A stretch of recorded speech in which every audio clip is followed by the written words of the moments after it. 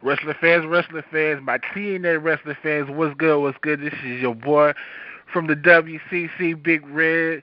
Tonight, Tna Recipe alongside with me is my boy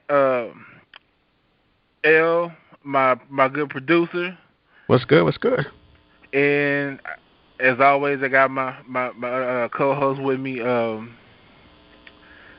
Shit. You forgot my name already, man. I've only been on here for the past month.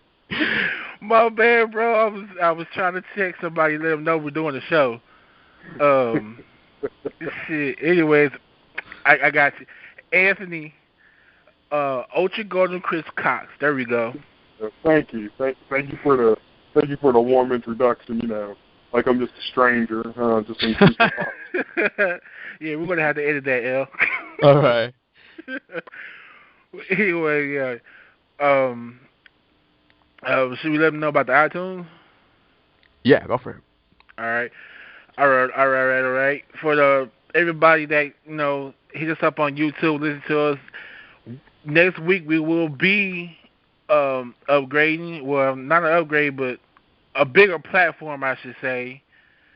We will be hitting up on iTunes. Exactly. For those of you that don't know or don't realize or have been sleeping under a rock, iTunes is a new product brought to you by Apple. No, I'm just kidding. No, but on the real though, hey, everybody, all of our supporters, all of our fans, and not to get cocky, yes, we got fans. All of our fans and supporters out there in good old Italy. That's right, Italy. Hey, thank you guys for keep on listening. Thank you guys for tuning in. Thank you guys for letting us know what you guys feel about the show. Thank you for your support. If it wasn't for you guys, if it wasn't for everybody who tunes into the TNA Recipe, we wouldn't be here. Like I said, this is for fans, by fans, for you guys. We weren't planning on to do this to get paid. We weren't planning this to take it to the next level. Like I said, I guess God put us connected through us, pushed us to the right path, in other words, you know what I'm saying? Not to get too religious, but you know what I mean, everybody. But, hey, everybody, be sure to check out Unlimited Radio 247.net. I could be saying that wrong, but keep posted on WCC. For those of you that got Facebook, be sure to add us at facebook.com/group/Wrestling Commentary Central. I believe we have a like page coming up pretty soon, so keep on the lookout for that as well. Follow us on Twitter, as always, at WCC Live, and we bring the show right back to red because, hey, oh man, guys, I didn't watch TNA tonight, but go ahead. All right. Tonight, TNA Impact opens up with the heel clique of TNA, the most dominant heel stable that they've had by far, the Aces and Eights. That's right. We get the Aces and Eights comes out. First, we get Mr. Anderson on the mic, basically saying, hey, AJ Styles, we had our eye on you. You know what I'm saying? Make the right decision. Hey, we got a cut for you right here. You know what I'm saying? Come get it. Make the right decision. So next, Devon gets the mic.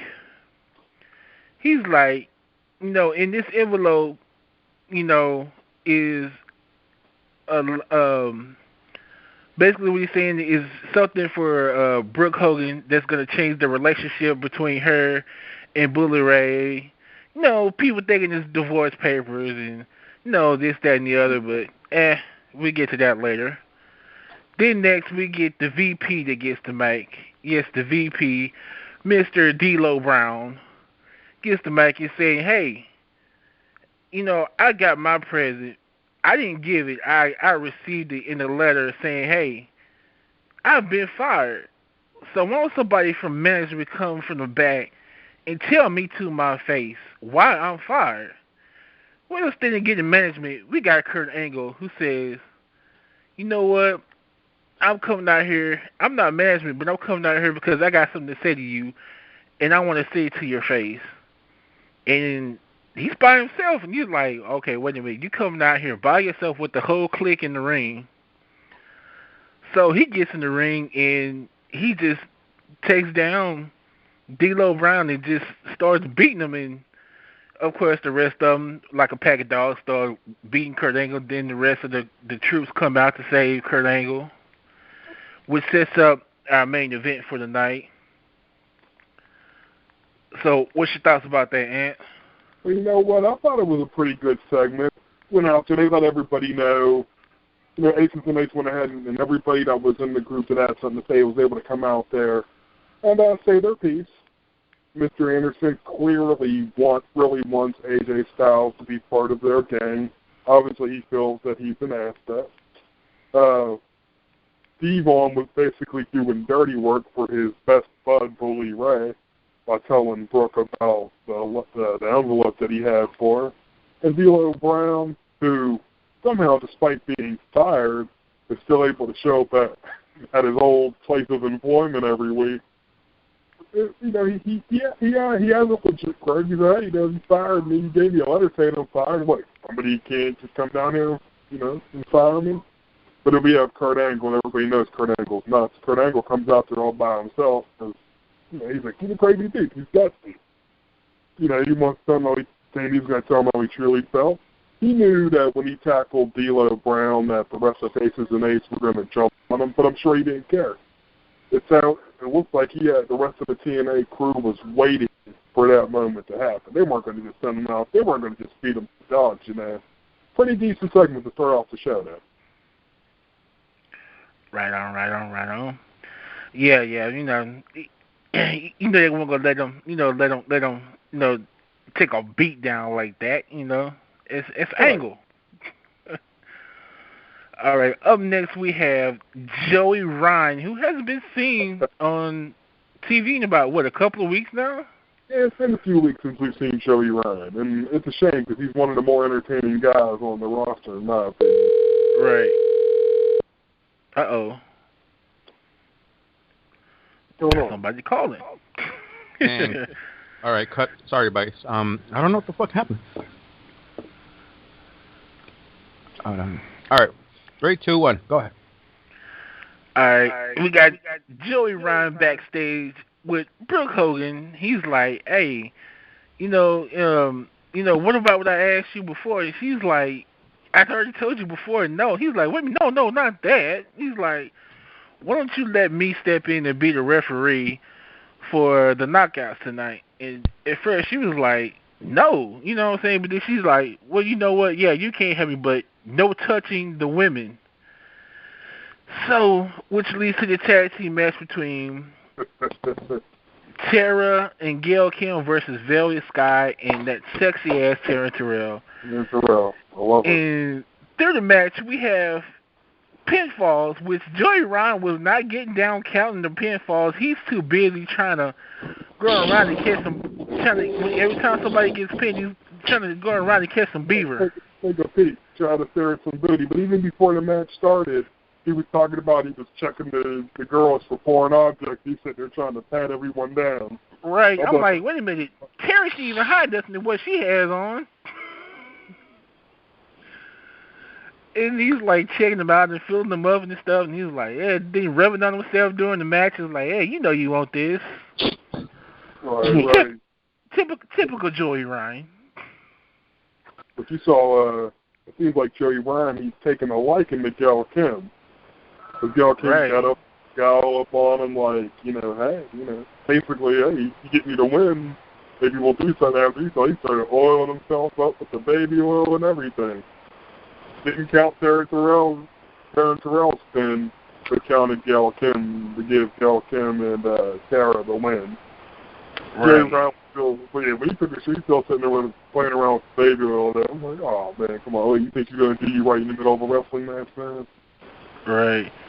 And then when Gail Kim and Tara leave, he gets back in the ring, starts talking to Velvet and Taryn, and they're acting like, yeah, we're into you. Next thing you know, Taryn hits him with a well-deserved low blow from behind.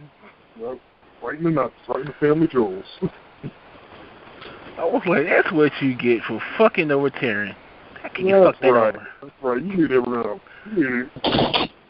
Now we wonder, are they going to have Joey Ryan referee any more matches? Or is that it right there? Or is he going to be trying to get up on Gail Kim now? I guess we'll have to see. Right. Next up, we have the contract signing for the tag team championships. First off, we have the two arrogant fools in the ring, Austin Aries and Bobby Roode, out there basically saying, "Hey, we're not tag team champions. We're a team of world champions." Letting you know, basically saying they're above everybody else in the tag team division. And they are all out there in the ring, and they added some stipulations to the match next week, which is first the 2 out of 3 falls count, and if Chavo and Hernandez should lose, they have to disband as a tag team. Okay. And Hernandez wasn't looking too happy about these stipulations. Oh, of course not. Think about it. You don't win. You don't win. You're also no longer have a tag team partner anymore. Now, I want to know why they would make a stipulation like this when the tag team division is thin enough as you know what I mean? Right. But at the same time, you know what I did like? That they actually had a contract signing for this match. It makes the match seem more meaningful. Right, because you never seen contract signing for tag team. They're always for the world heavyweight belt. Right, it's always for the world title, but never for any of the secondary belts, or it might be contract signing for the world title between two big time main event guys. Yeah, never for the tag team title. It makes this match that much more. It's like they're saying, hey, this match is very, very important. But when you put that extra stipulation in there, it makes signing that contract even bigger because, hey, if we don't win, we're not a team anymore. Right. Right. Next up, we have the packages, package of video package of Adam Pearce, and he's telling us why he deserves to be deserves to be on the TNA roster. And basically he's like, I've been doing this for 17 years. This is my chance to get on the big stage. That's right. And he said he's been around the world 75 times. He's fought everywhere, but has never been on the big stage. He's fought all over the world, but has never been on, never been in mainstream wrestling in North America. No. Now, fellas, I got to ask you guys this question about Adam Pearce. Like I said, I didn't watch tonight. I'm going to be blunt with you guys. I didn't watch tonight. But did Adam Pearce mention about his neck injury or anything like that? He didn't say much about his injury. He also didn't mention his NWA World Title runs either. Oh, wow. He mentioned that he wrestled everywhere and everything, but he didn't mention that he had such a prestigious title on his resume, which I thought that that's something they could have used to make everybody know that, hey, this guy's no slouch. But at the same time, the video package was good enough even without mentioning that. Anybody, it's one of those things where if you're a true wrestling fan, you already know who Scrap Iron Adam Pearce is. Right. Okay, let me see if y'all agree with me on this. His attitude, who he kind of reminds me of? Stone Cold Steve Austin. Yeah, we at the local shows out here, we always say that to him. Dude, why is it? It's like we're looking at a younger Stone Cold. Right. Even though he's an older guy himself, he's 35 years old. About, yeah. Yeah, he's about to turn 35. He seems like he has that no nonsense type attitude about him. Now the guy he's going up against, Magno, his vignette was pretty good too, and it showed you, how important the Lucha Libre style was too. And the thing about it is that a lot of people don't know is that he's Mexican American, but chose to do the whole promo in Spanish despite that. Wow. Yeah, he didn't do it in English. He did the whole thing in Spanish. Now I gotta ask you guys. Did they mention where he came from? Because I have never heard this guy in AAA or CMLL. He's from El Paso, Texas. So what I'm thinking is that he did a lot more of his wrestling in the Texas area. Right. Yeah. Basically, he was trained with the Guerreros. Oh, all right. Yeah, he wrestled more in the United States. I didn't get a chance to really look him up to see if he's made appearances in CMLL or AAA. But yeah, it sounds like he's wrestled more often in the United States. Oh, all right. What you think of the match, though? Yeah, it was a pretty good match. He made a couple of botches, but hey, it was all right. He bounced back from it when he did a somersault. Right. And then also, what I thought was cool though was that Adam Pearce, he did the sneaky heel thing and got the win by, putting his hands on the ropes and everything and getting that extra leverage. I think that's just classic heel, classic. It's something that you would expect from somebody like Adam Pearce. Right. So he was your gut check winner. Adam Pearce tongue won tied there for a minute. But as far as who's going to get who I think that they're going to pick between the two, I think they're going to pick Adam Pearce out of the two. And it's a shame because Magno could definitely help out in the X division. He had actually been in TNA. He took part in a couple of those X division cups for Team Mexico. Right. So yeah, he's been on TNA before. But I'd say why not bring him back for the X division? I'm sure that he'd fit right in. And that's what's just a shame about these is that they can only pick one person and they can't sign them both. Right. And they also mentioned, it's like he's not a small dude neither. He's a pretty big guy for a luchador. I was like, wow, this. Got some fellas in. There are bigger lucha libre guys out there, but yeah, you're used to seeing much smaller gentlemen in the ring. Right. All right, next up we have AJ Styles running to Aces and Eights backstage on his way into the Impact Zone. Runs into Anderson. Anderson hands him the cut saying, hey, we want you. You know what I'm saying? We think you'll be a good asset to Aces and Eights. Take it, think about it. Right. Make that right decision. Told him think about it. AJ Styles actually took the jacket. Didn't say Pearce took the jacket. And then after that, what happened? The camera guy finds Hulk Hogan, asked him if there's any update on Sting. Hogan said that there's an update, but Sting isn't there because they don't need any more politicians in TNA. Isn't that ironic, guys? Right. And then Hogan says that he's going to go to the ring because he wants to confront a warrior who's been on the fence lately. I was about to mark out because I thought maybe he was going to say the Ultimate Warrior was stopping by. Oh, shit. Yeah. Then we get Kurt Angle and Joseph Park backstage, basically, Joseph Park telling Angle, like, hey, if you need me, I'm there, just let me know what you need me to do. And Angle was basically telling him, like, hey, when you see an opportunity, just take it. And that was the end of that. That was all, yeah. That was just Kurt Angle, pumping up Joseph Park. Because Joseph Park constantly needs to be pumped up. And then Hogan comes to the ring and calls out AJ Styles.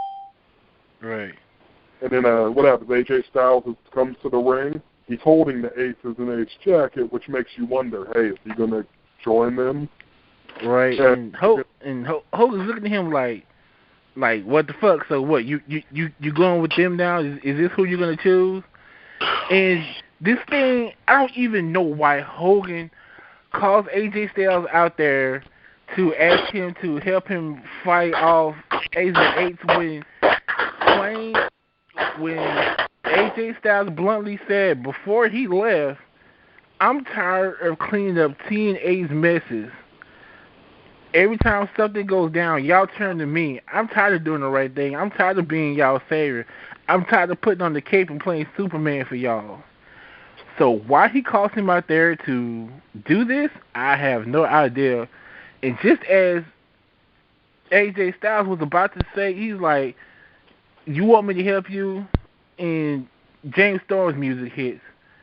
Storm storms to the ring. He's like, grabs the mic. He's like, AJ, we've been up and down this road together for 17 years together. our backs built this house. We built this house together. We are the bread and butter of this company. Right. And He's you part know of what the I'm saying? asylum where it all started. Right. And he's like, he's like, Hulk Hogan made that stipulation that whoever gets pinned, can't challenge for the world heavyweight title until So the next the time Bound for Glory series of this year, and I'm the one who pinned you. And he's basically like, hey, we've all had disappointments. We've all lost the big one. And he's like, we've been up and down this road together, and you want to choose aces and eights over us? And he's basically like that. And once again, AJ Styles just looks at him and leaves the ring without a word. No, wow. And I'm like, Right. wow, really? AJ Styles really didn't say much. He just left. He just dropped the mic and just walked off. And while he was walking off, he was looking at that cut from Aces and Eights, and it makes you wonder, like, what the fuck is he gonna do? Or yeah, is he joining Aces and Eights? We're still wondering whose side is he on. Right. And then we come back from the commercial break, and Hulk Hogan says that he's done dealing with AJ Styles, and that he has 1 week to make a decision that either he's part of TNA or he's gone. It's like, oh, Hulk, what are you going to do there? Is he going to decide to join up with TNA? Or is AJ Styles' whole thing is screw it, I'll just leave? We'll find out next week. Right. Next up, we have match that I've been waiting for all night. Oh, yeah. Sunday Dutt match versus Mason Andrews versus Petey Williams. Oh, wow. For the third spot in the X Division title triple threat. Right, number one contender. And man, I was hyped. The crowd they did not disappoint whatsoever. I mean, these three guys in the ring together was fucking awesome. They stole the show. I'm sorry, this was the show. Everybody was real, and the fans were real pumped to see Petey Williams back. Everybody loves Snake Bully's muscle. Right. That Canadian Destroyer, everybody loves seeing that move. Man, when he hit that Canadian Destroyer, I was like, fuck yeah. I jumped up. You're telling me the Canadian Destroyer made his debut? Well, its return? Yes. Yeah, oh, Petey Williams did the win. Petey Williams scored the pinfall. He won the match. Yep, he pinned Mason Andrews. It looked like Sanjay Dutt was going to win, but Sanjay missed his flipping stomp off the top rope. Got tossed out the ring by Mason Andrews. Mason Andrews got caught by the Canadian Destroyer, and that was it. Petey Williams is now number one contender for that X Division title. Man, oh, wow. Man, that was a sick-ass move that Sanjay Dutt did on Mason Andrews, though. You talking about when he did that abdominal stretch, or are you talking about the other move? The other move when he flipped over and hit that reverse DDT on him? Yeah, he did that. He kind of did that reverse DDT into like a cutter, into a diamond cutter type move. Yeah, I was like, wow, that was fucking sick. I was like, damn. It was. I was like, man, if y'all didn't see this match tonight, y'all gonna have to find it on YouTube or what's the other one? Daily Motion or something to go watch this match. Oh wow, that was one hell of a match. Everybody did great in that match. I hope to see more of Mason Andrews and Sanjay. Sanjay Dutt's always good to see, but I hope to see more of Mason Andrews too, or as he used to be called, Harold. Right. And then after that, what did we have? We had Bully Ray doing a segment with Aces and Eights, pumping them up for the 10-man match, 10-man tag team match they had as the main event. And pumping them up about that, and also talking about, the envelope that he had for Brooke. He would trip me out. He was like, I love my wife. He's talking about, I miss my wife. And that's what he's talking about. Making jokes. Yeah, you miss your boo? I'm like, really? But when they said, you think she's down for any of that, what is it, down to tag up? I'm like, oh. They used to make it sound like Hogan's just some type of hoe or something. Yeah. So next up, It's main event time. Representing the Aces and Eights, we had Devon, Doc, Knox, Garrett Bischoff, and Wes Briscoe. Representing Team TNA, we had Kurt Angle, Samoa Joe, EY, Madness, and Joseph Parks. And I had to say, it was a fairly decent match. Fairly decent match, good back and forth action too. Yeah. Like one team didn't seem to have the upper hand throughout the whole match. They just kept going back and forth. Right. And I had to admit, I didn't like the ending of this match because the way that Aces and Eights won made them look weak, especially with the big guy delivering the low blow. And I'm like, really? I mean, I'm thinking Doc could have picked something. He's a big guy himself. I'm sure he could have gotten Joseph Park up and hit some stick finisher on him to win the match. Winning with a ball shot kind of cheapens the whole thing, but then again, you got to remember, Aces and Eights are hills, so they're chicken shit hills too, even though they have strength in numbers. So their whole thing, I think for them it was all about getting the win. Hey, we beat Team TNA. Let's rub it in their face. Right. All right. Next up, we have Bully Ray comes out to the ring, has the envelope in hand. He calls out Brooke, and she has her little bodyguards with her. From a segment before, her daddy told her to take out there with her. Or they could do anything if Ace decide they want to come out there and whip their asses. And we all thinking, she's thinking, hey, divorce papers. And he's like, hey, how come you're not wearing your wedding ring? I'm wearing mine. I love you, blah, blah, blah. Mm-hmm. So he hands her the envelope. She opens it. It's a front row ticket to next week's show in Corpus Christi, which he says he wants her to be front row when he whoops Hardy's ass again for the second time. In Full Metal Mayhem. And what I thought was funny about Bully Ray though is how he said, he's like, you should have been there for me when I won that title. You should have been in the ring kissing me and hugging me, but you weren't. Right. Bully Ray was like, he did it. He's a heel. So he played his heel character to the best that he always could. That's why he's one of the top heels right now. Exactly. So Brooke gets mad, tears up the ticket, and then slaps him. And he just laughs it off. He's like, you're pathetic. You just slapped me, and I'm laughing at you. He's like, that you're not shit to me. Then Jeff Hardy's music hits. He comes out there to make a save, and Brooke, they start going at it. And that's how the show ended, with Bully Ray and Jeff Hardy going at it. Right. Just set everything up, set up all the hype for their match next week. Right, which will be and then did they set up a couple matches for next week? I think Gail Kim and Tara are going to have a one-on-one match next week. Yeah, too. Gail Kim. Yeah, they have their one-on-one, and the tag team titles are next week too. We have a live show with 2 title matches involved in it, which sounds good to me. And like the thing that TNA does is that they let you know, hey, this is what you're going to see next week. Right. So that you know what to look forward.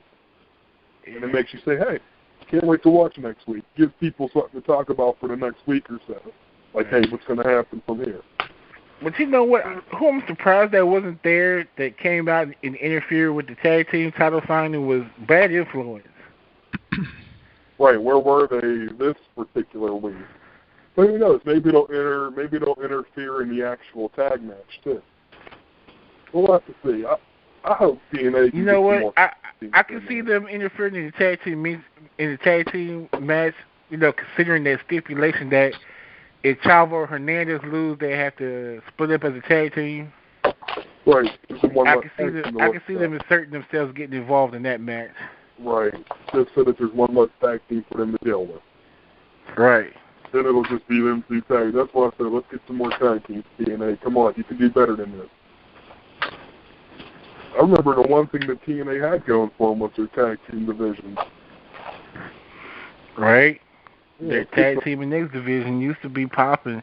Now you get the tag team. Now you getting the X division back on track. Now it's time to get the tag team division back on track now. Right. It's time for what the writers need to start doing is you can't, like what they do is they focus on one thing and forget about another thing. Focus on one thing, forget about the other thing. I'm like, no, take time to focus on everything, and you can put together a much better show. Right, and that's just like their knockouts division too. Mhm. I mean, their knockouts division used to be popping. I mean, you have actual women that can wrestle. Unlike the up north company that has fucking models and shit running around, like, let's get some real wrestlers in there. You got a whole set of female athletes. Let's get them back in there wrestling. And it's just and they have the opportunity to do that. I mean, I understand that you only have so much TV time, but just have some different fresh faces, even in your knockout division, wrestle every week. You got a whole roster of people. Tag teams, they can bring up a couple tag teams from OVW to help out. Start using a couple of the guys from Aces and Eights as a tag team. Yeah, you can set it up any way. Yeah, there's ways to create a tag team division. I mean, hell, they have 4 guys that they can team up. They can either team Knox and Doc up or Briscoe and Garrett. Yeah. I thought maybe they would have made them a tag team since they were the ones that were pulling the wool over Kurt Angle's eyes in the first place. So, what do you think of the show overall? Overall, I give the show. I give it an 8. You know what? I think I gave last week's show. Did we even score last week's show? This is like a 7.5 type show. Yeah. Only reason I really gave it an 8 was because of that X Division triple threat match. Yeah, that match did bring that match did a lot for the show itself. But you know what? Hey, I like seeing Adam Pearce. Yeah. I definitely enjoyed seeing Adam Pearce. It was good to see him in the TNA ring. Like I said, they'd be stupid to bring that man. Yeah. But yeah, it was a pretty good show. Like I said, the X Division match is what did it for me. That's what put it over the top. Because like I said, I enjoy seeing P. Williams back. Not only on that, on top of it, he won the match. So right. Not only did he come back, he won. Yeah, get to see him again. So I'm like, hell yeah. I'm hoping he's back permanently. Yep, he won, and like I said, the crowd was hot for him. They were hyped for him. Right.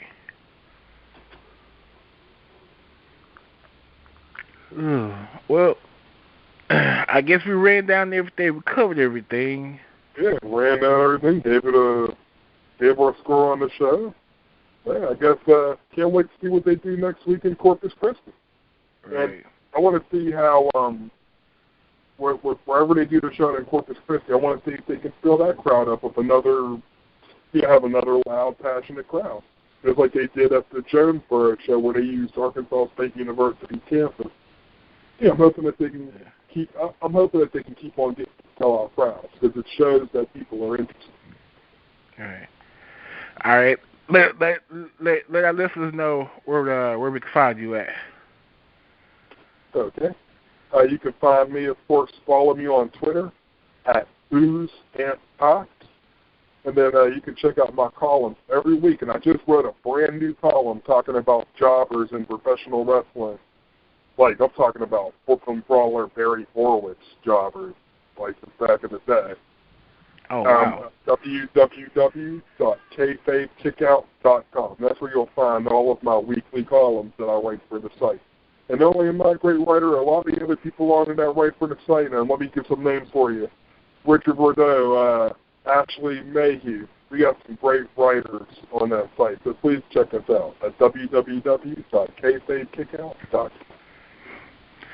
And also, as always, WCC reminds you to always support your local indies, wherever city you're in. Look it up online, wherever your local indies is. Hit them up, support them. Keep the wrestling going. We live, eat, sleep, breathe wrestling. That's what we love. We love this. Also, you can find me on Twitter at Reddon81. That's REDDON 81. Also find me on Facebook with the same name, my life page, and you can find the group on Facebook, Wrestling Commentary Central WCC. Also, and once again at Twitter at WCC Live. Um, Find the shows on YouTube at what is it, DXR 420, right? Yes, sir. In Spawn 2011 one, I can't remember the numbers. That's Spawn 20113. Yeah, there we go. There was somewhere in there. Anyways, we thank y'all for tuning in, and like we said, next week we will be going to iTunes and just check WCC out for the information on the numbers to call and how to look up the shows and everything. We will be keeping everybody updated and posted on this. And as Elle said at the top of the show, thank you all again for supporting the show, for listening. I mean, we really appreciate this. We love doing this just for the fun of it. And hey, we thank you. And just keep listening. And hey, everybody, just take care. Good night. Take us out, Elle.